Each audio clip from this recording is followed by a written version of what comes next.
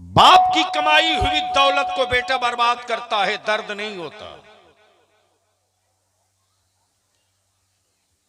इस गांव गवई तक इस्लाम कैसे पहुंचा है, हमको तुझको क्या पता रे।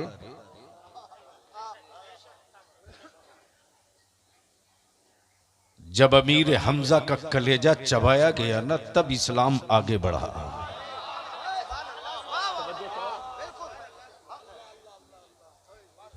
जब बिलाल को जमीन पर लेटा लेटा कर पीटा गया,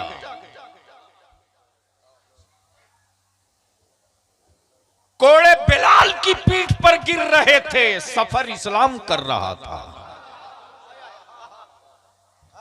खानदान बद्र में लूट रहा था, इस्लाम आगे बढ़ रहा था। खेमे करबला में जल रहे थे, इस्लाम का उजाला जमाने में दिख रहा था। इसलिए आज बलियावी की थोड़ी सी कड़वी गुफ्तगू बर्दाश्त कर लीजिए। और नकीब इजलास फाजिल गिरामी हजरत मौलाना जमाल अख्तर साहब, शायर इस्लाम जनाबे दिलबर शाही शरीक सफर रहे। हमारे बहुत सारे उलमा इकराम जो मेंबर पर हैं, इन लोगों ने भी शिरकत की है। तहरीक होगी तो होगी। जिस तरह मुअज्जिन 5 वक्त ईमान वालों को आवाज देता है, तुम सुनो न सुनो,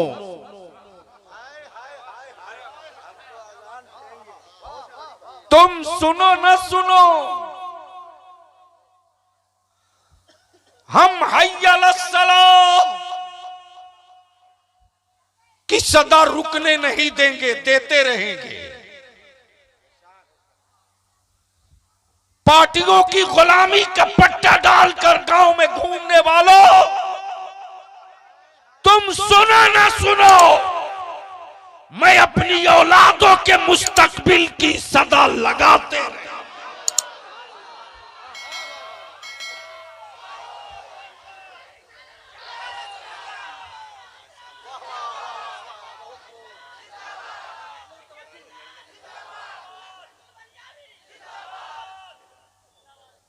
मेरे सब्र का इम्तिहान हर रोज लिया जाता है। मकानों को फूंक कर मेरे सब्र को जांचा जाता है। मेरी औलादों की मॉब लिंचिंग करके मेरे सब्र को टटोला जाता है। नबी की इज्जत और नामूस के लिए बच्चे रांची में निकले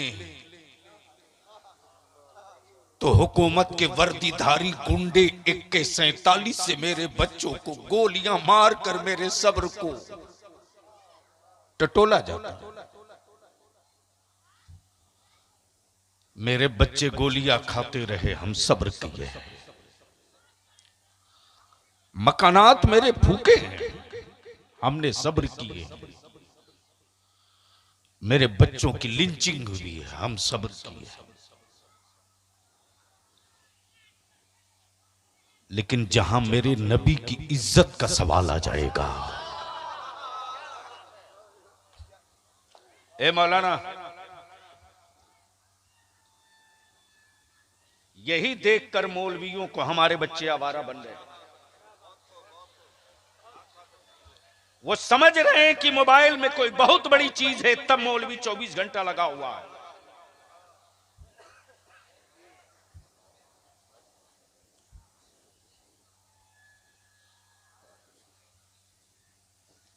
क्या करें? अब तो काम की गुफ्तगू करने के लिए किससे करें? उस जज्बाती तबके से जो अपनी मां को 100 रुपया नहीं देता और गड्डी फाड़ करके लुटाता है।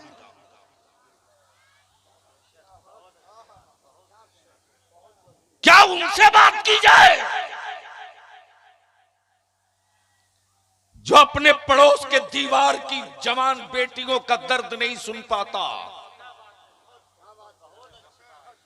और अपने भाई और अपनी औलादों का सौदा करता है 3 लाख 5 लाख में? क्या उससे बात की जाए जो अपनी गाड़ी, अपना पेट्रोल, अपना डीजल, अपना खाना, अपने पैसे का बाइनर बनाकर रांची, पटना, गिरिडीह जाकर दरी बिछा सकता है, लेकिन उसको उसकी अपनी नस्लों के लिए आवाज दो तो पूछता है हमको क्या मिलेगा।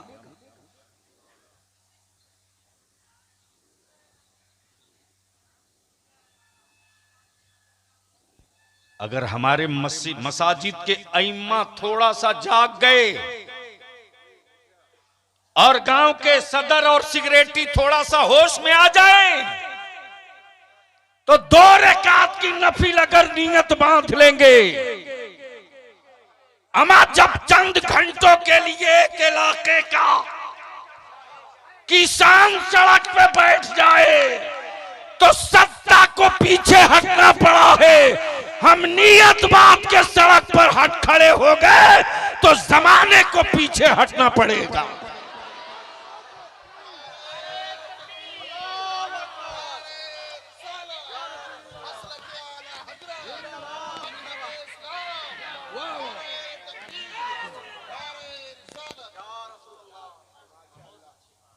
लड़ाई तो होगी,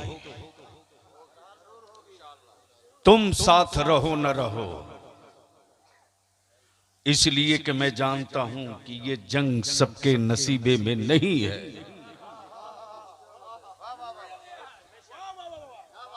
ये जंग सबके नसीबे में नहीं है। अगर ये जंग सबके नसीबे में होती तो करबला में सिर्फ 72 नहीं जाते। किनके बीच बोले हम?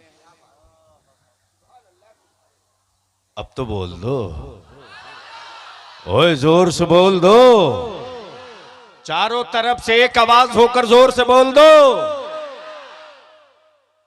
तब मैंने मौलाना नजरुल हसन साहब से कहा कि सुनिए, बहुत हो गया। आदमी बीमार पड़ता है, ब्लड कम हो, ब्लड कैंसर किसी को हो तो हर महीने ब्लड पूरे बॉडी का निकाल कर दूसरा ब्लड डालना पड़ता है। बोलो सही है कि गलत? अरे जोर से बोलो ना। और अगर डायलिसिस पर कोई पेशेंट चला गया, किडनी डैमेज है, तो उसकी बॉडी का सारा पानी एक पाइप से बाहर निकाला जाता है और दूसरे पाइप से उसकी बॉडी में नया और फ्रेश पानी डाला जाता है। क्यों? क्यों? जिंदगी बचाने के लिए। तवज्जो चाहो, तवज्जो चाहो, तवज्जो चाहो दिलवर बाबू।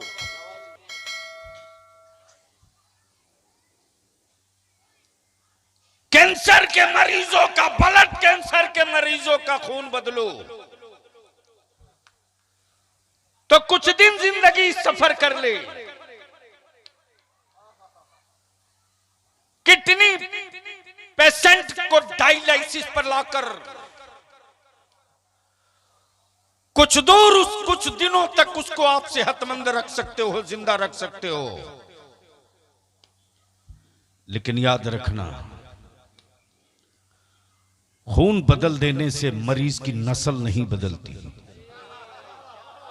तवज्जो चाहो, तवज्जो चाहो, तवज्जो चाहो। खून बदल देने से नस्ल नहीं बदलती। इदारे शरिया की तहरीक बेदारी का यही मकसद है कि अब हम अपनी बीमार कौम का खून नहीं बदलेंगे, अब हम अपने बच्चों की नस्ल बदल देंगे और हम उस नस्ल को लाएंगे जिसकी आंखों में अली का खुमार हो, जिसके वजूद में हुसैन का इशार हो, जिसके बाजुओं में उमर का किरदार हो, जिसके घरों में सैयदा फातिमा की सखावत हो, जिनकी बेटियों में सैयदा तैयबा ताहिरा फातिमा ज़हरा की गैरत तो हया हो, और जिसके दिलों में मसलके आला हजरत का जलता हुआ चिराग हो, और जिसके वजूद की हर सांस में, हर सांस में, हर सांस में गुंबदे खजरा का तकद्दुस हो, और उसकी जिंदगी का सिर्फ एक मकसद हो, या रसूल अल्लाह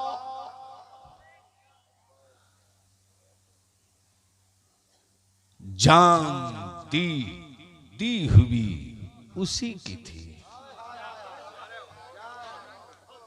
जान दी हुई। वक्त होता और तबीयत साथ देती तो मैं इसी पर बोल देता, जान दी। तवज्जो चाहूंगा अहले इल्म की, मिसवाई साहब, जान दी हुई। दी का दी हुई से क्या इस्तेफादा हुआ? जान दी हुई उसी की थी, और जान लुटाने के बाद क्या सोच होती है? हक तो यह है कि हक अदा ना हुआ। हक तो यह है, दी हमने जान दी हुई उसी की थी। तवज्जो चाहूं जमाल बाबू दिलबर भाई, जान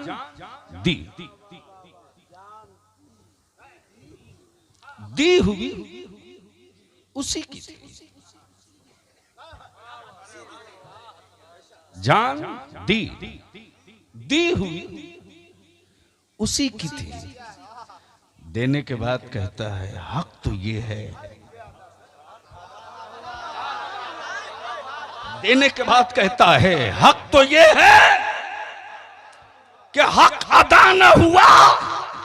गोया इसके पीछे का जो तेवर हो वो ये बोल रहा, मेरे परवरदिगार ये तो तूने एक जान दी, अगर हर सेकंड जान दे तो मैं देते रहूंगा, यही कहते रहूंगा। हक तो ये है कि हक अदा न हुआ, हक तो ये है कि हक अदा न हुआ, हक तो ये है कि हक अदा न हुआ, हक तो ये है कि हक अदा न हुआ, हक तो ये है कि नारे तकबीर, नारे रिसालत, मसलके आला हजरत, मजहब इस्लाम, मजहब इस्लाम, मजहब इस्लाम, इदारे शरिया पटना बिहार, अल्लामा गुलाम रसूल फलियानी जिंदाबाद। क्या पैगाम? ऐसे नहीं, अब न जागोगे तो जिंदगी में कभी नहीं जाग सकोगे। अभी अगर चुटकुले वाली तकरीर हो, हा हा हा हा करने लग जाओगे। गैरत मर गई है तुम्हारी, तुम नारा नहीं लगा सकते, तुम जवाब नहीं दे सकते, कर क्या सकते हो? ऐसी तकरीर पर तुम ना जाग सके तो ज़िंदगी में कभी ना जाग पाओगे। पूरा मजमा एक एक हाथ उठाए, जो मर्द है वो हाथ उठाए, जो औरतें हैं वो चुपचाप बैठ जाए। नारा लगाए, नारे तकबीर, नारे रिसालत, गाज़ी मिल्लत, तहरीके बेदारी। बस गुफ्तगू का ये हिस्सा।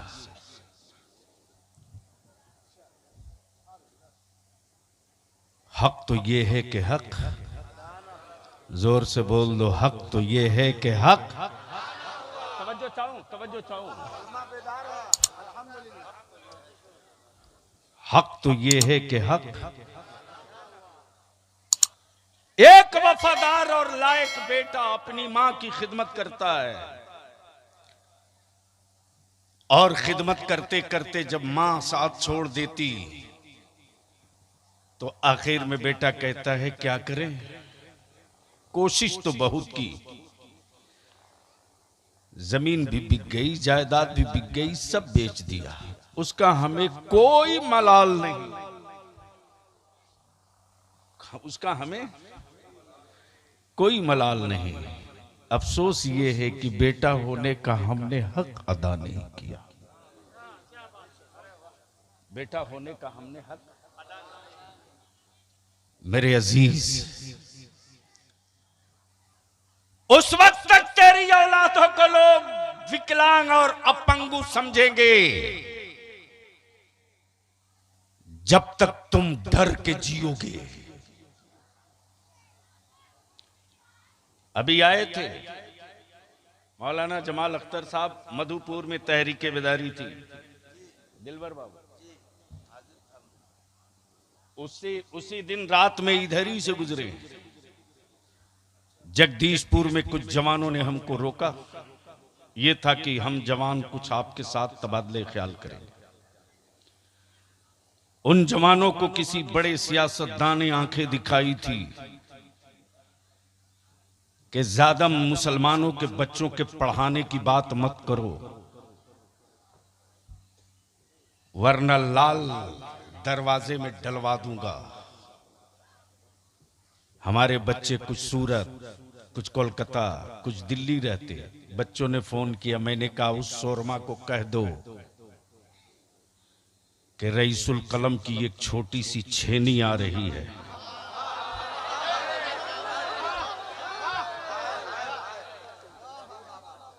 कह दो है हिम्मत तो आवे, हुकूमत उसकी है, बोलो आवे, पावर में है वो यहां, बोलो आवे।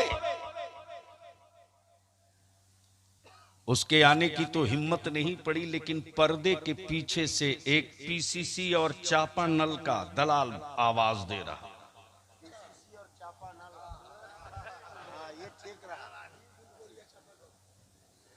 दिलबर बाबू, किस कदर लानत और शर्म आती है ये बात कहते हुए हमें। मेरी कौम ने अब तक लोगों को सत्ता दिया, लेकिन मांगा तो न स्कूल मांगा, न कॉलेज मांगा, न यूनिवर्सिटी मांगा। इन हुक्मरानों को वोट देने के बाद मेरी कौम एक चापाकल, एक तालाब मांगती है। मैं पूछता हूं, क्या तू तालाब में अपनी नस्लों को डुबाने के लिए तालाब मांगा? तवज्जो चाहो। क्या तूने अपनी औलादों को कुआं में दफन करने के लिए कुआं मांगा? अगर तेरे बाजू बीमार नहीं है तो अपने खेत की मिट्टी काट के पानी निकाल। जमाने के कुओं पर अब भरोसा मत कर, केमिकल के दौर में कुछ भी हो सकता है। अब तू जमाने से कुएं की खैरात मत मांग। अगर तूने वोट दिया है किसी को तो छाती पर चढ़ के गट्टा पकड़ के मांग। मुझे पीने का पानी नहीं चाहिए, हमें प्यास लगेगी तो करबला याद करके दिल बहला लूंगा। मुझे अपनी नस्लों को जिंदा रखने के लिए हमें स्कूल चाहिए, कॉलेज चाहिए, यूनिवर्सिटी।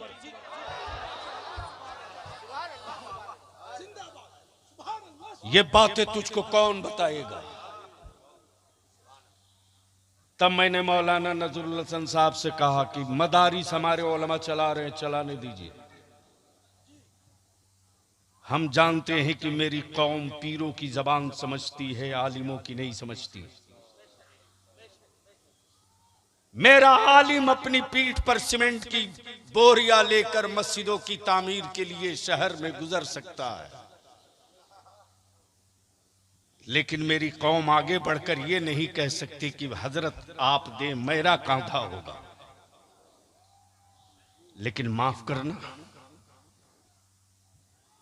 मैंने देखा मौलाना जमाल साहब कि अपने बाल बच्चों को छोड़कर मजदूर की तरह लोग न जाने कहां कहां लगे हुए हैं किसी की हवेली बनाने में। लेकिन यह भी बलियावी जानता है कि जन्नत की चाबी बेचने वालों, तवज्जो चाहो, जन्नत की चाबी बेचने वालों, तुम्हारी अपनी खुद की कोई पक्की नहीं है, लेकिन बांटे जा रहे हो। मिसबाई साहब, मैं भी चाहता था एक जन्नत खरीद लूं, लेकिन सोचता हूं कोई बहलोल थाना मिले जब तो खरीदूंगा।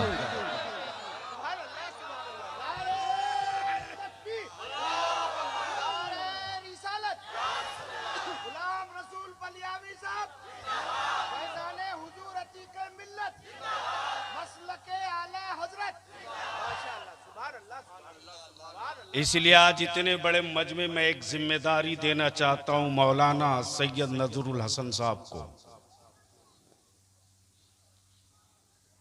अगर पैरों में कांटा चुभने का खौफ हो तो मेरा शरीके सफर मत बनिएगा। हम अपने उलमा से कहते हैं कि अगर कांटों के चुभन से खौफ ज़दा हो तो बाहर मत निकलो। हां, अगर कील पर दौड़ने की तमन्ना हो तो चलो रईसुल कलम की राह चल पड़ते। हमने कहा है इनसे कि इस पूरे इलाके में हमारे बच्चों की पोजीशन देख लीजिए, बेटियों को देख लो। बड़ी मुश्किल से 5-10 गांव में मिला दो तो शायद 25-30 बच्चे हाई स्कूल पास मिलेंगे। बोलो सही है कि गलत? अरे जोर से बोल ना। माफ करना, ये कड़वा सच है। अगर हमारे मदरसे ना होते और मुसलमान तेरा मुठिया का चावल ना होता तो आज मेरे गांव में, मेरे मोहल्लों में शायद कोई उर्दू बोलने वाला भी ना होता। जमाने को बलियावी के न चेहरे से, न जिस्म से, न बाजू से, न ताकत से, बलियावी के किसी हिस्से से किसी को डर नहीं लगता। लेकिन कुफ्र को इस्लाम और कुरान से बहुत डर लगता है। तब मैंने इनसे कहा, आज से करीब 1 साल से मैं इनके पीछे पड़ा हूं। पहले वाली गरीबी अब नहीं है रे। 2005 में आए थे ना हम, 6 में सदर साहब है ना। हाँ? अब तस्लीम रजा के गांव का नाम ही हम भूल जाते हैं तो हम क्या करें।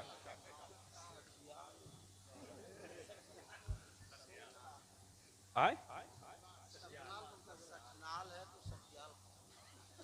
सठनाल यानी नाल है, सठ शुक्र है लठमार नहीं। सदर साहब हमारे बहुत मोहब्बत करते लोग। उन्होंने मुझसे कहा, बलियावी तुम आए थे मेरे बाप की उम्र के। इन्होंने कहा 2005 या 6 में तुम आए थे। मुझे याद है उस वक्त जब मैं इसी रास्ते से जमुई के लिए निकला था तो मैं आंखें बंद करके नहीं चलता, देख रहा हूं हमारे बच्चे कटोरे में पौंता भात लेकर के खा रहे हैं। कई कई छत दिखाई देती थी, कई कई अच्छा मकान नजर आता था। किसी किसी के दरवाजे पर उस जमाने में या तो राजदूत मोटरसाइकिल या टीवीएस। आज गांव में जो दरवाजे 4 चक्का ये नहीं, खेड़ा खेंदड़ा बिछौना जो था। लेकिन मैं तुझसे पूछता हूं मेरी कौम के जवानों बुजुर्गों, बताओ अपने जमीर पर हाथ रखकर, जब अल्लाह ने मकानों की शक्ल बदल दी, सोने का बिस्तर बदल दिया, खाने की नेमतें बदल दी, तो क्या तेरी नस्लें नहीं बदलनी चाहिए? अरे जोर से बोलो, नहीं बदलनी चाहिए? जोर से बोल, नहीं बदलनी चाहिए? जोर से बोलो, नहीं बदलनी चाहिए? कैसे बदलोगे?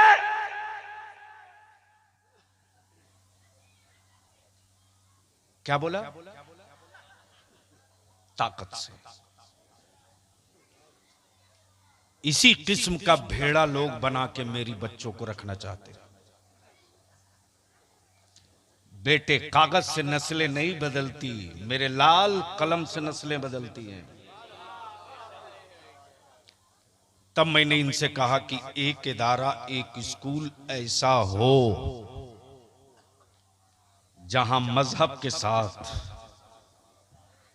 हम 10+2 से आगे बढ़ करके अपने बच्चों को state service commission, Jharkhand police, Bihar police, NEET की तैयारी, कभी भी ख्वाब देखो तो छोटा मत देखो, बड़ा देखो। और कभी भी घर बनाओ तो 25 साल देखकर मत बनाओ, कम से कम 200 साल देखकर बनाओ। जब ये विजन होगा, पेड़ आज लगाओगे तो कल ही इसका फल नहीं मिलेगा। दिलबर बाबू, ये आखिरी बात है, कर दो मौलाना जमाल साहब। आदमी के लगाए हुए पेड़ों से फल निकलता है, बंदर के लगाए पेड़ों से कभी फल नहीं निकलता। अब आप कहेंगे क्यों? तो सच यह है कि बंदर ने अगर पेड़ लगा भी दिया तो सुबह से लेकर शाम तक 20 मरतबा उखाड़ के देखेगा लगा है कि नहीं लगा है।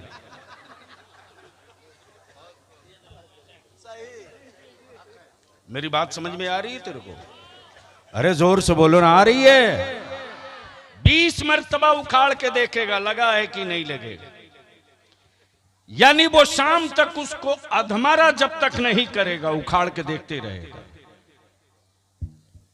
इस किस्म के लोग हमारे मुआशरे में भी हैं। जब किसी मिशन की बुनियाद पड़ती है तो फल शाम तक नहीं आता है। तब तेरा बलियाबी हाथ जोड़ के कहता है, अल्लाह के वास्ते रोक सकते हो तो रोक दो। दिलबर बाबू 15 दिन पहले बलियाबी 24 घंटे तक होश में नहीं रहा, रोते रहा। मौलाना नजरुल हसन रात को 2:30 बजे मेरे मोबाइल पर आधा दर्जन मिस कॉल था। मिसबाई साहब, मैं फोन नहीं उठा सका था। जब स्टेज से उतरा, गाड़ी में बैठा हूं तो मैंने मोबाइल चेक किया तो लगातार मिस कॉल। मुझको लगा कोई जरूर बड़ी मुसीबत में मेरा पड़ा है। जब ये 2:30 बजे रात को इतना कॉल किया है, फोन लगाया तो एक बच्चा फोन उठाता है, बोला हजरत सलाम अलैकुम। सिसकियां ले रहा। मैंने कहा बेटे हुआ क्या, बोलो। बोला मेरी बहन की बारात आई थी,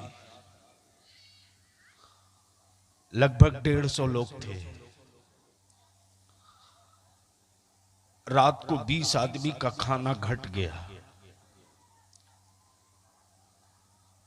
मेरे अब्बू कर्ज लेकर के मेहमानों की जियाफत का इंतजाम किए थे। लड़के के बाप ने कह दिया मैं किस भिख मंगे के यहां अपने बेटे का निकाह कर रहा हूं, जो मेरे मेहमानों को एक वक्त खाना न खिला सका। हजरत मेरे अब्बा ये सदमा बर्दाश्त नहीं कर सके और उनका हार्ट अटैक हो गया। अभी मैं हॉस्पिटल में हूं। मैंने कहा बेटे किसी लड़के को भेजो जहां बारातियों को खाना खिलाया जा रहा था, जरा वहां जाकर देखे कि कचड़े में कितना खाना फेंका हुआ है। एक लड़का देखकर बताया कि हजरत 50 आदमी से ज्यादा लोग खाना खा सकते थे, उतना खाना नुकसान करके डब्बे में फेंका हुआ है। तेरे बलियाबी को कोई हुकूमत वाला नहीं हरा सकता रे, हराया तुमने है, तुमने हराया है मुझको, वरना कलम की दुआओं की वो बरकतों की छतरी आज भी उसी आन बान के साथ खड़ी है। अगर तू मेरे इस मिशन के साथ खड़ा हो जा तो 5 साल के बाद किसी अब्दुल्ला के घर के चौखट से किसी ज़ैनब के इज्जत की मातम की अर्थी नहीं निकलेगी।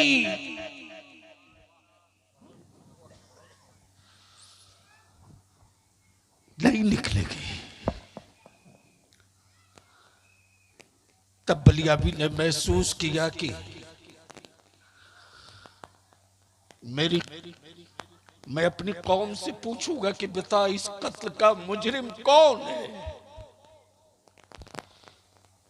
इसलिए आज के इस तारीख साज अतीक मिल्लत कॉन्फ्रेंस से मैं आपसे विनती करके कहूंगा, चाहे जिस गांव के हो, गांवा के हो, सतगांवा के हो, काला पहाड़ के हो,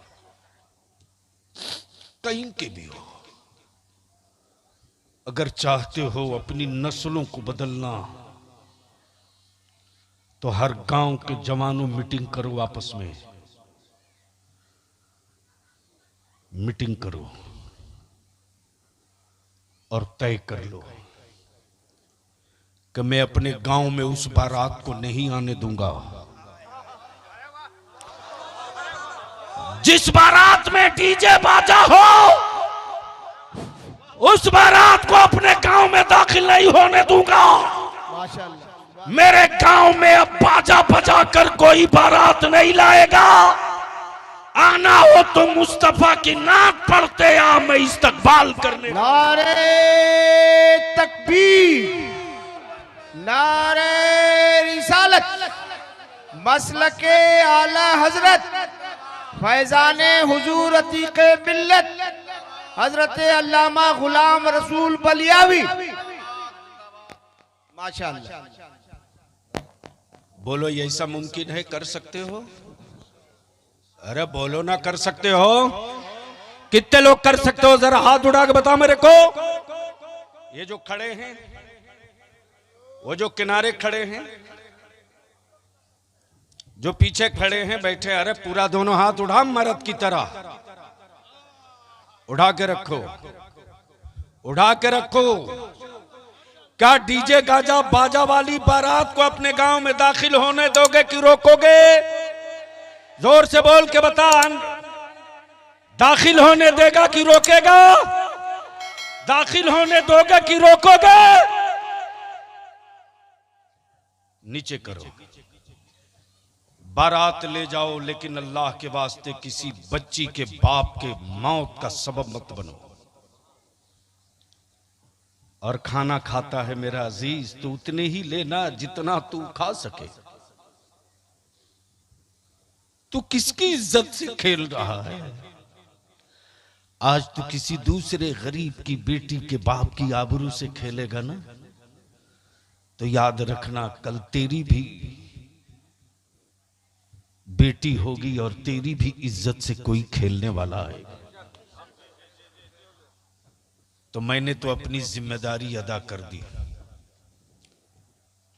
मैं चाहता हूं कि जो अगला हमारा तामीरी मिशन है, कितनी जमीन है हो गई अभी तक?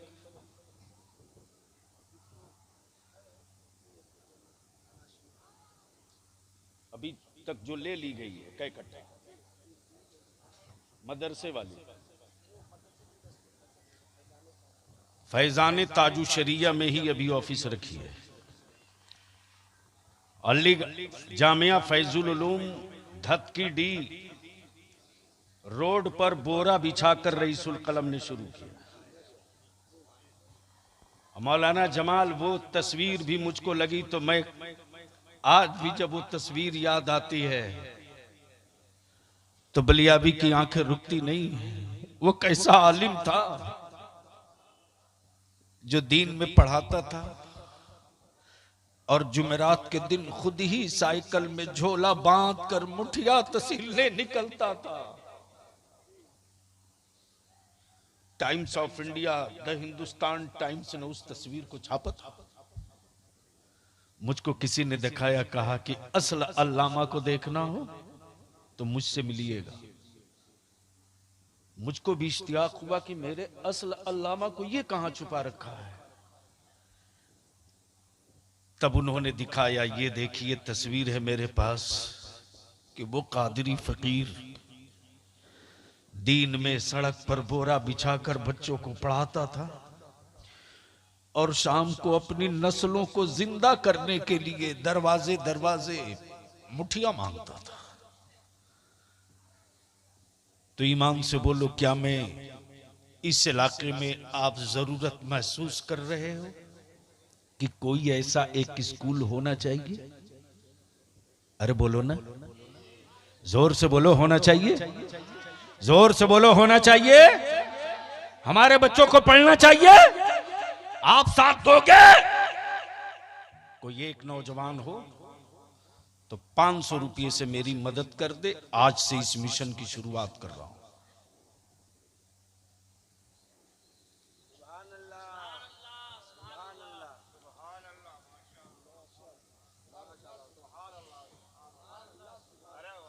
मैंने आवाज दिया है, आने दीजिए, रास्ता दो।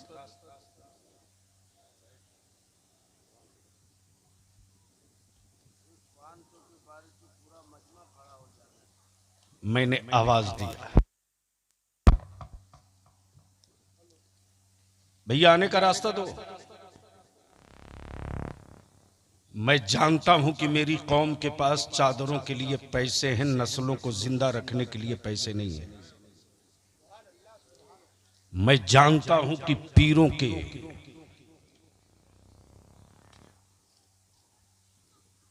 खिदमत के लिए पैसे हैं, अपनी नस्लों को इज्जत के साथ जिंदगी गुजारने के हौसले पैदा करने के लिए पैसे नहीं है। मैंने आवाज दिया है। सुभान अल्लाह, माशाअल्लाह। ये एक नौजवान 100 रुपया लेकर आया है। 100 रुपया नहीं, 10 लाख है। 1 मिनट के लिए अपनी जगह से उठो। बलियावी अपने बाप और अपनी औलाद की हवेली के मिशन का आगाज नहीं कर रहा, आपकी नस्लों के मुस्तकबिल की आज बुनियाद डाल रहा है। अल्लाह ने सेहत के साथ रखा तो अनकरीब जेलों का सफर तो मुकद्दर है। जमीन खरीद न सके तो यूं ही बांस गाड़ के कब्जा हम भी करने की हिम्मत रखें। सुभान अल्लाह। एक दिलवर बाबू ने भी 1 मिनट के लिए अपनी जगह उठो और जिससे जो बन पड़े, जिससे जो बन पड़े बस डालते जाइए। जिससे जो बन पड़े, वो जो सामने खड़े हैं वो भी ये सोच करके कि आज मुस्तकबिल की बुनियाद पड़ रही है। आने का रास्ता दो, आने का रास्ता दो, आने का रास्ता दो, एकदम आने का रास्ता दो। उठो मेरी नौजवानों, बता दो हुक्मरानों को, हम वही कौम हैं जो अपना मजहब बचा लेते हैं खानदान लुटा करके, और अपनी नस्लें बचा लेते हैं अपने माल और अपने असबाब लुटा करके। हम मोहताज नहीं है, हम फूस के छप्पर से सफर करते हैं तो अलीगढ़ यूनिवर्सिटी बना सकते हैं। हम मोहल्ले के एक रूम से सफर शुरू करते हैं तो वक्त आता है तो जामिया मिल्लिया इस्लामिया भी बना लेते हैं। आगे बढ़ो, आने दो। देखो वो लड़के रास्ता रोक रहे। माशाल्लाह, मैंने आवाज दिया, 2 रुपया भी हो तो लेकर आगे बढ़ जाओ। और अगर पैसे नहीं हैं तो 5 कदम गिन कर आगे बढ़ो, जमीन को गवाह बनाकर। ये जमीन आज मेरी नस्लों के मुस्तकबिल की तामीर की बुनियाद पड़ रही है। ये जमीन जिनके पास पैसे थे वो